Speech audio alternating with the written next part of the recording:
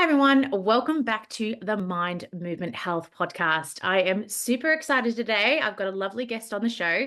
Jillian, welcome to the podcast. Thank you so much for having me.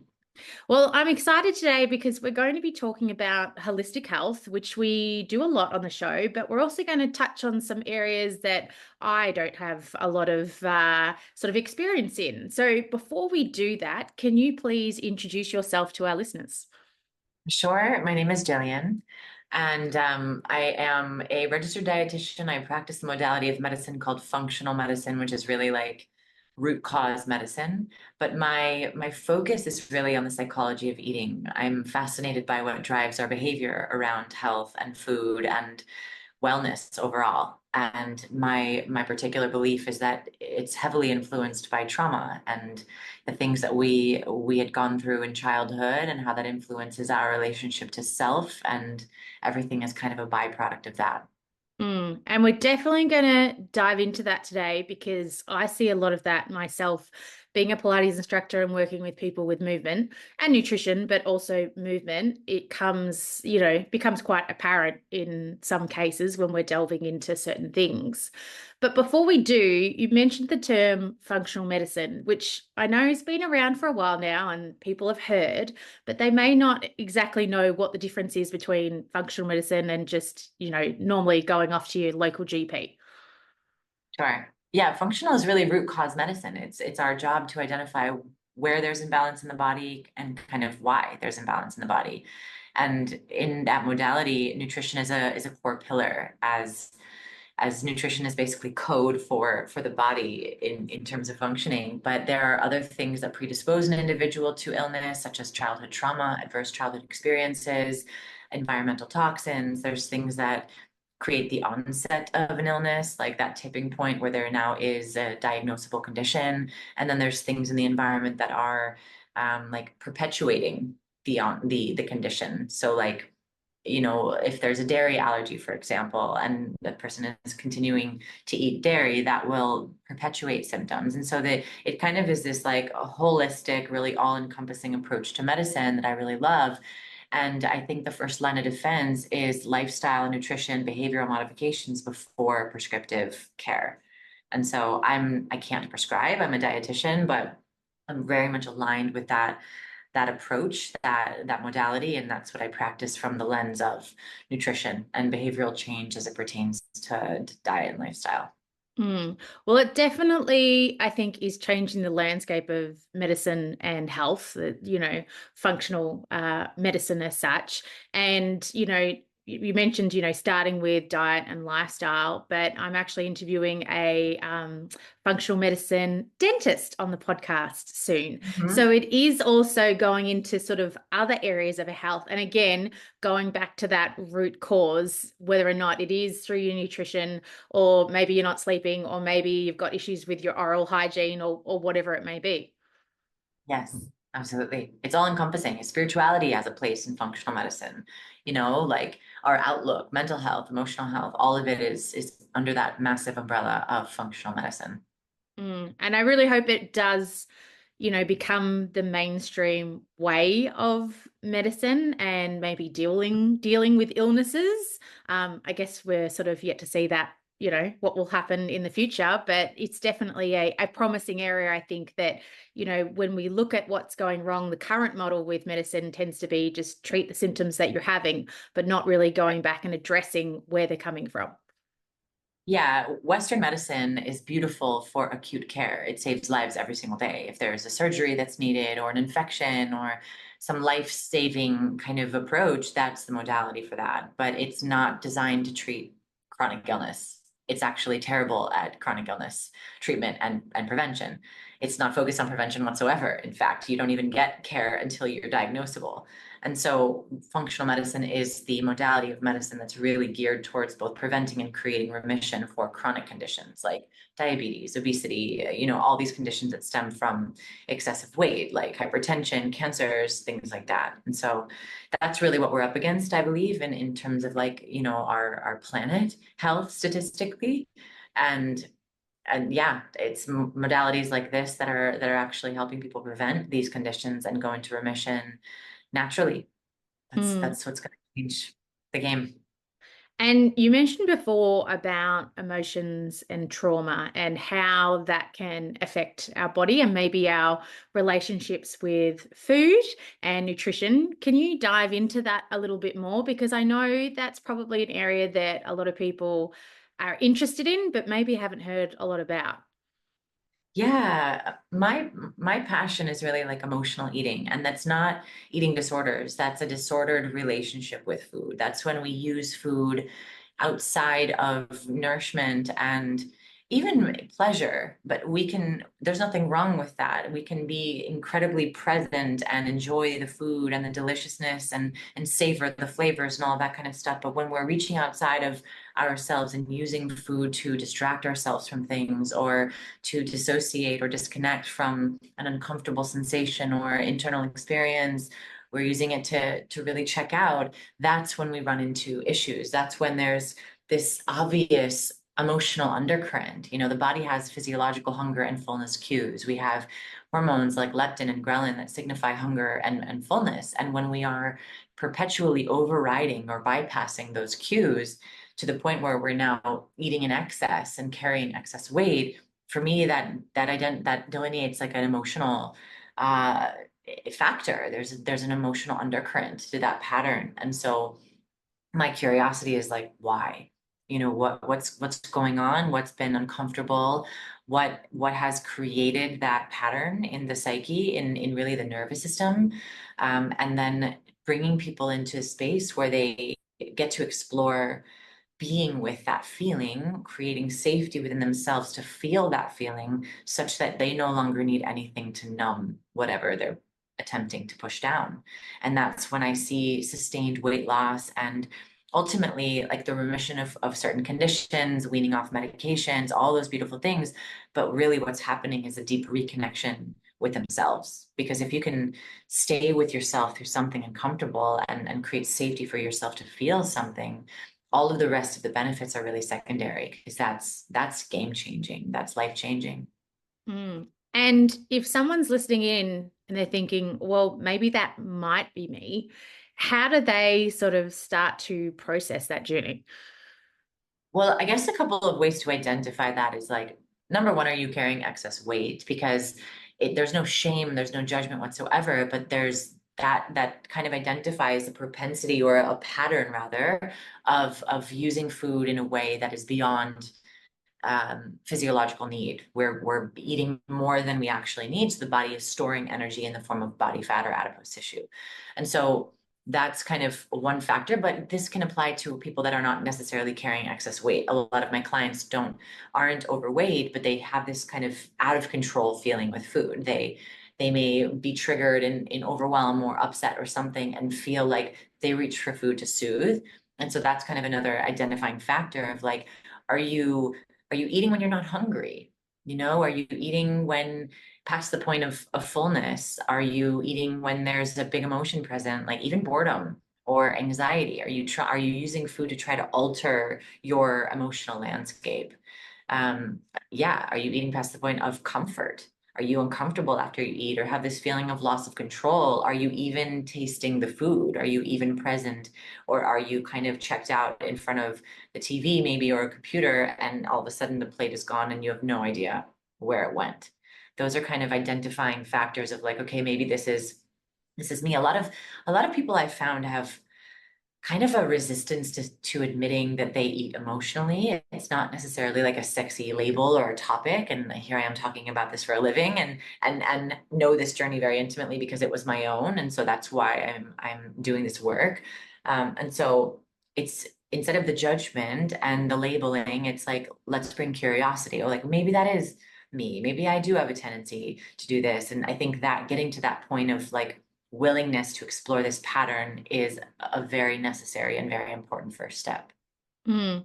Well, I would say most people would have some, food is very emotional in the sense that, we eat it to celebrate or we eat it Yeah. to, with family and friends and, it's a way to get together and connect with other people. So there is a lot of emotion tied, I think, to food. And, even myself, I know that sort of feeling of, you've had a long day and you finally, finished, or you've got a little bit of quiet. And it's like, oh, it'd be so good just to have a little bit of chocolate right now because I don't have, kids coming in and all the rest of it. And you can just sit and enjoy it. So I think there is always emotions, as you said, tied to food. It's just whether or not sometimes we can start to recognize what they are.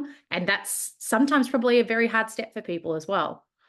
Yeah, absolutely. And by the way, there's nothing wrong, period. But there's nothing wrong with having a piece of dark chocolate because you want to relax and watch a movie or any of the things that you mentioned. It's like, are we conscious? Are we engaged with the food? Are we present? Are we enjoying? Do we have the capacity to push the plate away when we're satisfied, even though there are still food on the plate? It's like bringing a level of awareness and really, yeah, being willing to explore what the dynamic looks like, because there's no food that's bad inherently. Food is neutral, it's not bad or good, but it's the way in which we engage with it or we use it. What are we using it for? If it's a beautiful, pleasurable, sometimes even sensual experience that you could be enjoying, like a piece of chocolate so thoroughly, wonderful. If you're mindlessly eating the chocolate bar, and when you're done with that, when you reach for the next one, because you're trying to use it in a way that's going to attempt to like regulate your dysregulated nervous system,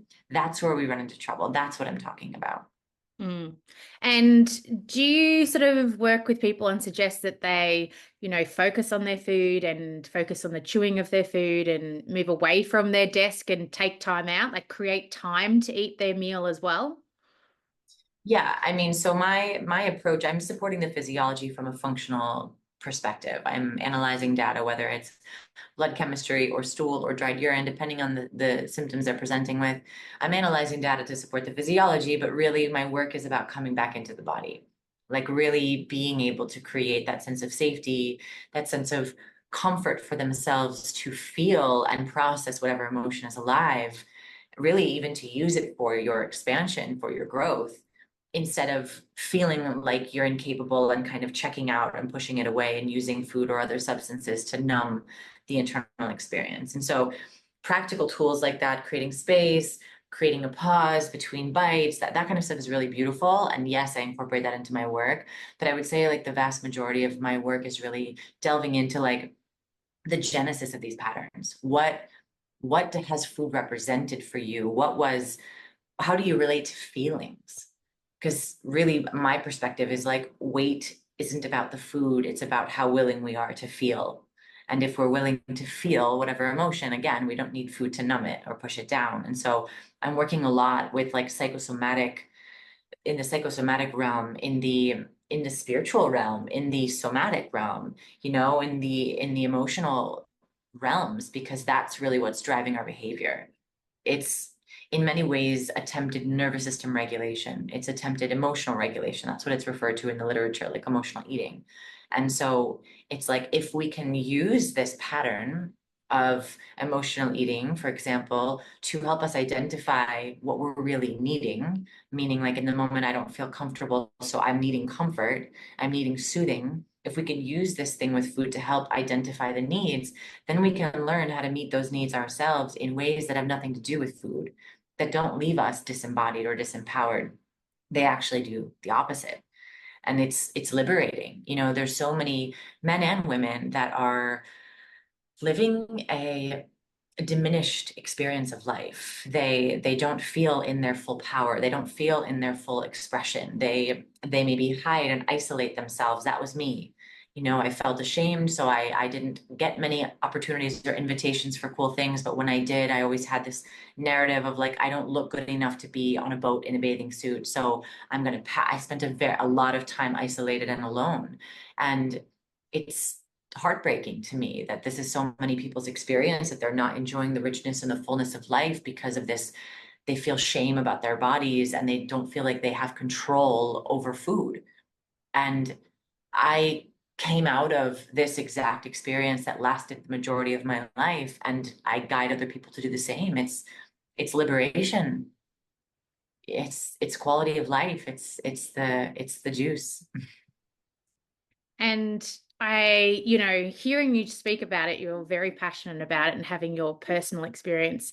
And I assume when you're working with people, it may take time and it's quite a process too to potentially work through these things as well. Yes, very much so. The program, like really my signature program is called The Garden, and that's over 3 months long. And you know, the thing that I utilize, a tool that I utilize to accelerate or expedite this process, not that we need to rush it, but I like efficiency. I like to be able to like help people peel off many layers of the onion that we are. And so I incorporate the use of psychedelics in my work, particularly ketamine, because it's an FDA approved, totally legal, above ground substance that allows people to have an altered state of consciousness, because 95% of our behavior is driven by the subconscious mind, and that's also where trauma lives. And so if trauma is the main catalyst driving so many of our automatic behaviors, then in my perspective, what makes sense to me is that that's the realm we have to explore if we're wanting to make foundational changes. And so a client will sit with this medicine 3 times with their prescription, and everything again is legal. They'll sit with the medicine 3 times over the course of the 3 months, and I'm guiding the experience. And it's a deep, deep dive. And we're really like uprooting these core beliefs and deeply integrating and nurturing the new seeds that we plant for alterations in perspective of the self, alterations in their capacity of being with something uncomfortable, the way that they now view themselves, and their ability to be with things uncomfortable. And that absolutely diminishes their the automatic tendency to reach outside of themselves to numb or to distract. People lose weight in this program, upwards of 40 pounds in the course of 3 months, not because I put them on a rigid diet, but because I'm helping them feel safe enough within their own body to feel things that are uncomfortable. And not only to feel, but to actually like extrapolate wisdom and teachings and lessons for themselves to create tremendous expansion.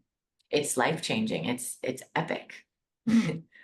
And I haven't had a lot of experience with psychedelics, and I'm not sure where they're at in Australia with, what's legal and what's not legal. If someone's Uh-huh. listening in and they're like, yeah, this sounds amazing, and I want to work with Jillian. Jillian, do you work with people remotely overseas as well using the Yeah. psychedelics? I have worked with people actually in Australia. It's funny, but not with the psychedelic component. So I've worked with people that use cannabis, for example. If they have like a medical marijuana license and they have a supply of cannabis, then I will lead them through a similar experience. It's all virtual. My work is all virtual. So I create a very safe, supportive container. We call it like energetic space for them to feel safe enough to kind of venture into like new territory in their own psyche or their body. And so that's usually what we use if someone is abroad and they don't have access to a prescription for ketamine, because I don't believe that in Australia that's available. People are using, hospitals, clinics, they're using ketamine all day, every day, because it's a sub-anesthetic dissociative. It's used as anesthesia. So it's a very safe, and it's not benign, it's very powerful, but it's a very safe and like not very many contraindications really in terms of like health qualification to use this medicine. And I love it for a lot of reasons, those included many others. But if they're abroad, then it's usually cannabis. And so there's still an opportunity for an altered state of consciousness. There's still opportunity for this deep work.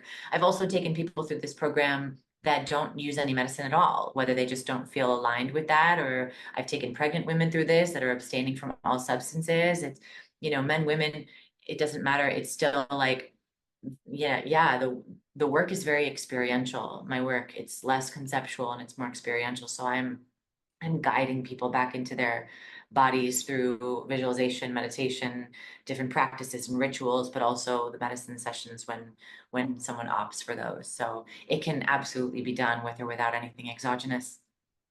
Well, I just thought it was a good question to ask because I don't think, again, psychedelics is an emerging field, but I don't think, just the person that's sort of thinking about losing weight would ever sort of think that that could be part of their experience. Yeah. Yeah, believe it or not, it very much is. I'll share an element of my story where I had an eating disorder since the age of 3 years old. I had no idea why. I was too young to have a reference point prior to the development of that pattern.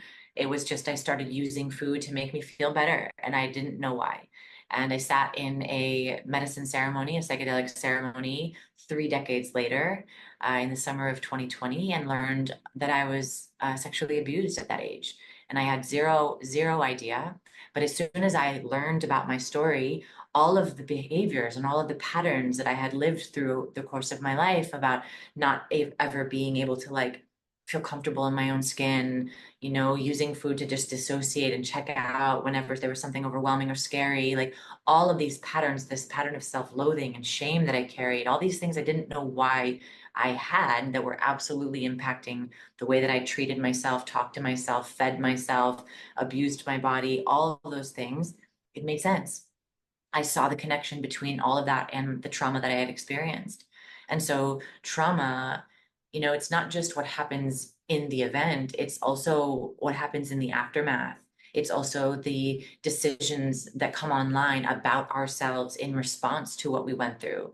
I thought I was unworthy of love. I thought I was shameful and disgusting, to tell you the truth. These were big wounds that I carried without knowing why. And so unpacking this because of psychedelics, giving me access to this wound that was so deeply buried in my subconscious for my own survival, I dissociated. I checked out so that I could survive.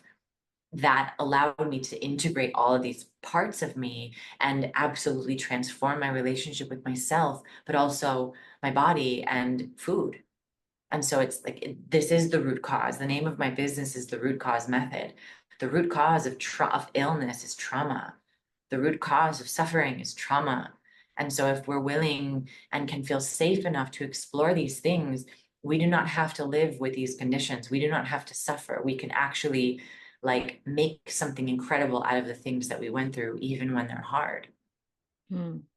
Well, and I think, my personal experience speaking to people and myself too is sometimes we make our trauma like we sort of rationalize it in our head that it wasn't a big deal and other people have gone through worse than we have. So we really should just move on and get on with it, so to speak. But, Yes. as you have been saying, it's a really big part of the picture. So if someone is listening in and sort of can relate to that, thinking that maybe what they've gone through is not as bad as other people and they should just move on, what words do you have to say to them? I love this question.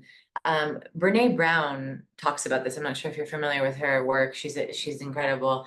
She talks about the concept of comparative suffering and how awful that really is to do. There's no point in comparing what you went through to maybe what I went through and diminishing your own experience, because the worst thing that ever happened to you is the worst thing that ever happened to you. It's relative. It is equivalent to my worst thing. And so to not invalidate your own experience, to not gaslight yourself, and to really give yourself the opportunity of like exploring the impact of whatever happened on you. What did you decide about yourself? How is that still impacting, your perspective of the self, how you show up for yourself, and all of the behaviors that are, a byproduct of that. It's Yeah, one of the things that I teach a lot is validating our own emotional experience. It doesn't have to be rational. It does not have to make sense. But if I'm feeling this way, I'm going to give myself permission to feel this way, right? Doesn't mean I have to drown in it, get lost in it, get taken by it for days on end. No, it's not going to happen. If you give yourself the permission to fully feel something, you will come out the other side and you will carry on with your life. And it's like a wave. It will peak and then it will fall.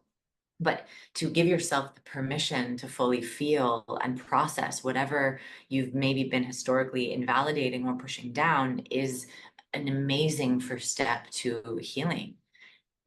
Self-compassion is another energy I work a lot with. Like, we can't shame ourselves or criticize ourselves into a healthier body. It's impossible. It doesn't work. I've tried it a million times. It doesn't work.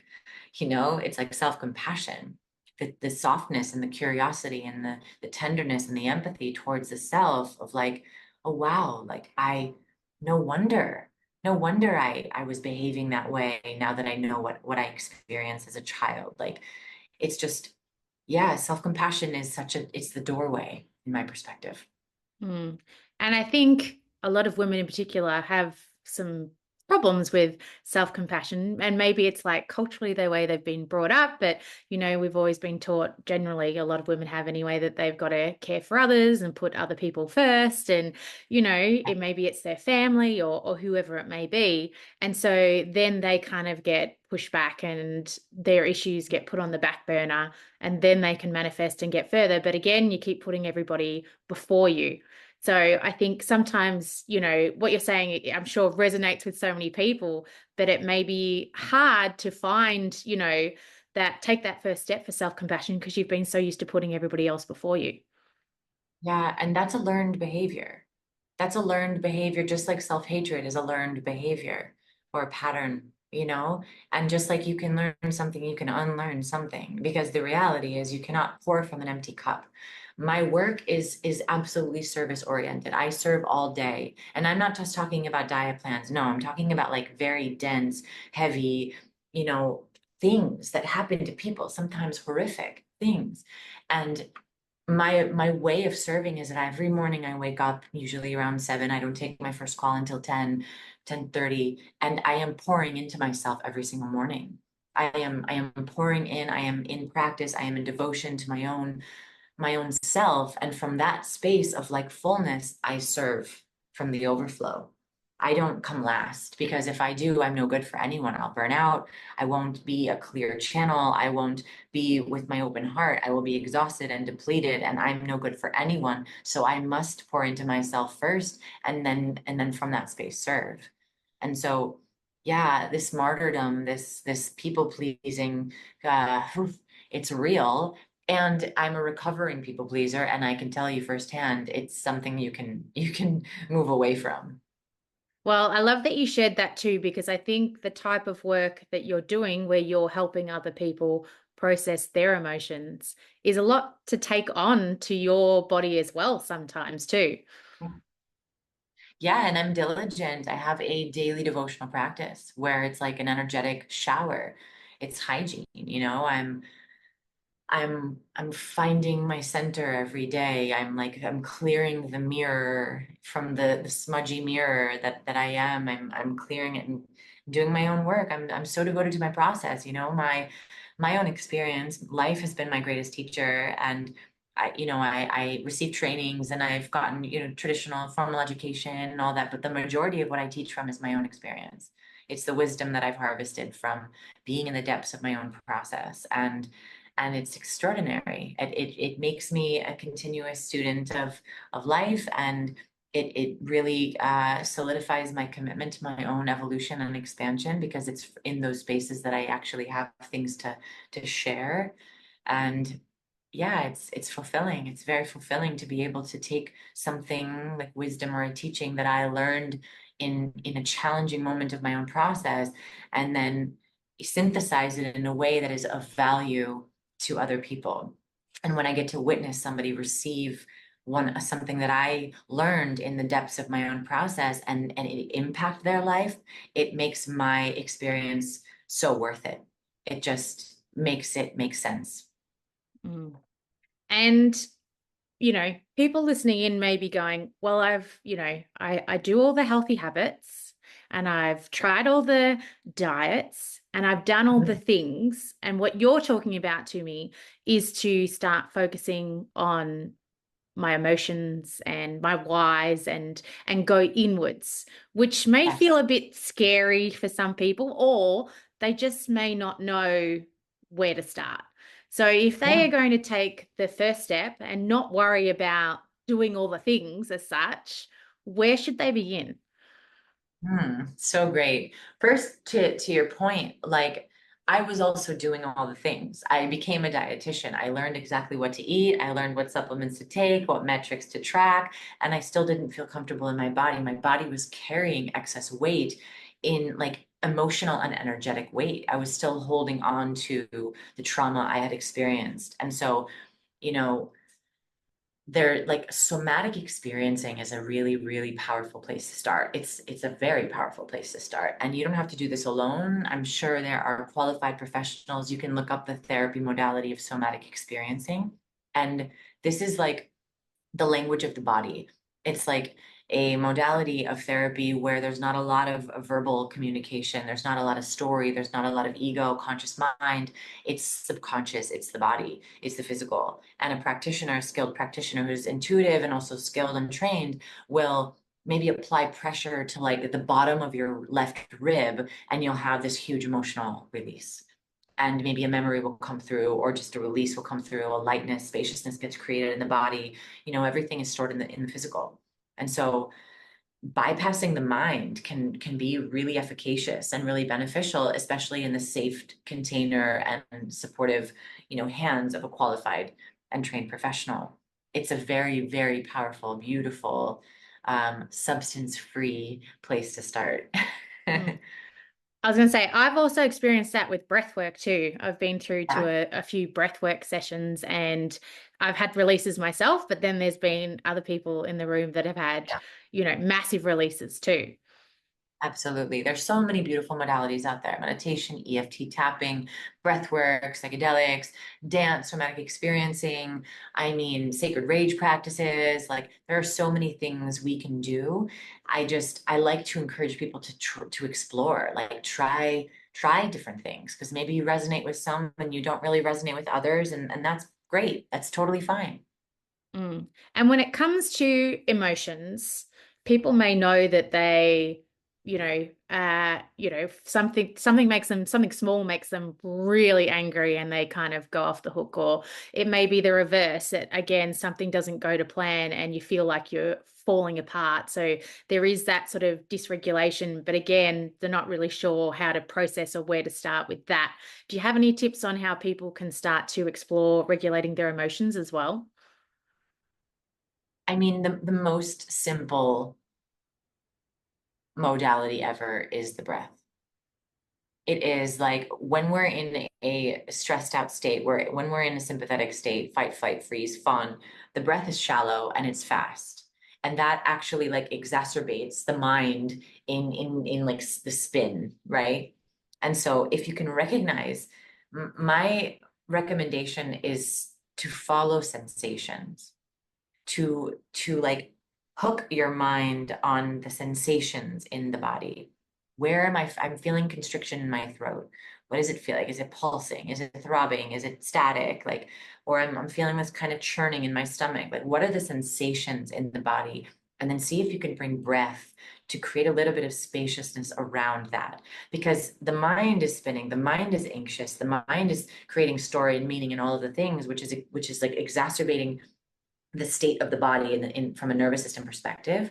And when we can slow the breath and actually extend the length of the exhale, we can shift ourselves from sympathetic to parasympathetic, which is like rest, digest, relax, heal. It's like baseline homeostasis. That's where we want to be. And the breath, the longer exhale than inhale can switch us there. But before we get to that space, I like to like encourage people to follow sensation. What are you noticing in terms of sensation in the body? And then bring the breath there and then slow the breath down. That's what I would say. So it's creating that awareness too of when you get into that state to become aware of that. And again, you might not be able to do that all the time, but the more that you start to do Practice. it, the more that it's going to just become second nature. Exactly. It's a practice like anything else. Mm. And when it comes to where you'd like to see sort of functional medicine, nutritional therapy, and psychedelics lead, what do you hope to see for the future? Oh, yay. I like this question. I don't believe psychedelics are for everyone, but I do believe they're for a lot of people. The healing capacity is outstanding. I mean, in the literature, people go into like full-blown remission, no longer diagnosable for things like PTSD, treatment-resistant depression. I mean, I had PTSD, it was running my life. I didn't even know why. And I don't live in that space anymore. And I've given a lot of keynotes on this exact topic, that psychedelics have the capacity to heal our mental health, but the mental and the physical health are completely inextricable. So by default, they absolutely have the power to help influence the healing and the well-being of our on a physical level, because it is driven and exacerbated by the mind. And so I would love for psychedelics to be woven into like functional medicine clinics, functional medicine paradigm programs where we get to kind of um, tease out the trauma, bring a person, like restore a person's relationship back to wholeness with themselves, realizing that they aren't who they thought they were because of what they went through. It's just something that happened and it offered them a lot of wisdom and experience, and it's not the truth of who they are. And then from that space, address the physiology, support, I got to a place where I was diagnosed with a thyroid condition at 25 years old. I had severe gastrointestinal issues. And I realized, because I was supposed to be following like elimination diet and anti, a low FODMAP diet and all these things, because I had so many things going on in my gut. But what was exacerbating those conditions was sugar and refined carbohydrates. And because I had such an emotional relationship with food, I couldn't follow the elimination diet. I couldn't stick to the program. And it was like, if I don't address the emotional things that are driving this behavior with food, I'm never going to heal my body. So they are intertwined. They are the same. And so to see psychedelics woven into a more physiology focused like paradigm, I think would be a complete process. I think it would be a complete, really integrative, really holistic, like you mentioned, a well-rounded approach. And that's what I tried to offer in my work, in my offering. And I'm not a medical doctor. So if someone is in need of some like a prescriptive route or whatever, I have relationships with people in various states, but in some ways, this is kind of the most I can do, which is also a lot because it's a lot. Yeah. And I think too, as you're speaking, I'm envisioning, a center where people can come in person, but you've got yourself and then, you've got a psychologist and you've got all these different, Yes, practitioners that can work together to help people in the way that they need, but in an integrated fashion. So then you're all on the same page. exactly. Yes, let's hope that one day our healthcare system starts to move in that direction. But I think at this point, I mean, this is one of the reasons that I started the podcast is that if we can get this information out to people, we have the choice and the power ourselves to take ourselves to the person that we need to. So we can start that way. And then when you do that and people see, oh, wow, you're doing really well. What have you been doing? You then spread the word. So in another way, a smaller way, I think it's a good place to start. Exactly. I appreciate the platform you've created just for that. Now, before we wrap up, I always love to ask my guests that, we've covered a lot today, but is there anything that we haven't covered that you'd really like to highlight? I mean, what's coming through is the concept of inner children, like those little girls and little boys had needs emotionally and otherwise. They had needs, and if they go unmet perpetually, then we are so brilliant. We're so brilliant as children that we find kind of surrogate ways of meeting those needs. And so if what we needed was nurturance, it's not uncommon that we would find that feeling of nurturance in something like food, you know? And so, working with your inner child and working with them to the point where you're able to like inquire, like, what did I need to feel safe? What did I need to feel soothed? What need was not met? And then learn as an adult how to meet those needs now. That kind of brings the two versions of you into wholeness, into oneness, where you've become that loving, nurturing, patient caretaker that you've always needed but didn't have. That's life changing. Mm. And, with people that may be listening in, that's just been just like a, oh my goodness moment that they've just heard. Can they reach out to you? Where can they connect with you and sort of start this journey? Yes, absolutely. So my website is therootcausemethod.com, and all of my offerings are available. I have more of the clinical stuff, but I also have a lot of this deeper dive work in the current offering section. And then I'm active on Instagram, which is Jillian Acosta _RD. And I post a lot of like valuable content for people to contemplate and reflect and consider and explore what resonates and why.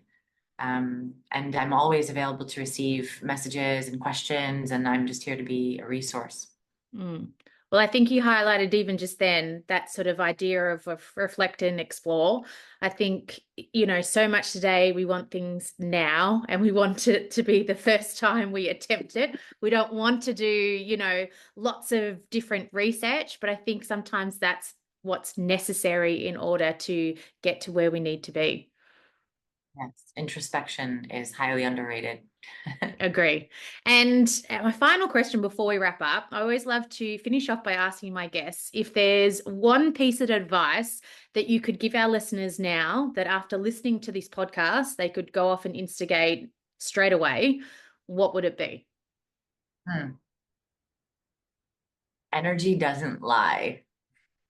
It's my favorite quality about energy. So if you're feeling something in your body, it's worthy of exploration.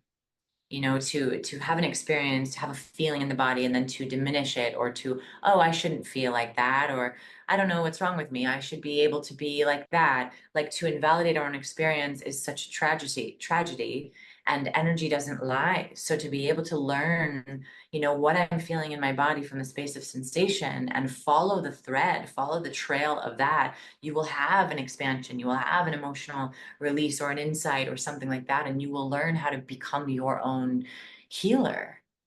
Everybody is that for themselves. No one heals other people. I'm not a healer, I'm a guide, I'm a teacher, you know but it's all the individual doing the work. And so when you can come back into the body and start to begin to feel and follow the energy, follow the sensations or the emotions, that will lead you to freedom. Amazing. Well, I think that's great advice. And as you said, we hold the power to so much. So sometimes it's just getting in tune with that and believing that we can do it as well. Absolutely. Amazing. Well, thank you so much for coming on the podcast. I'll link all your website and Instagram handles and that in the show notes too. So listeners can head there, connect with Jillian. And thank you so much for coming on the podcast. It's been a pleasure having you on. Thank you so much. It's been delightful.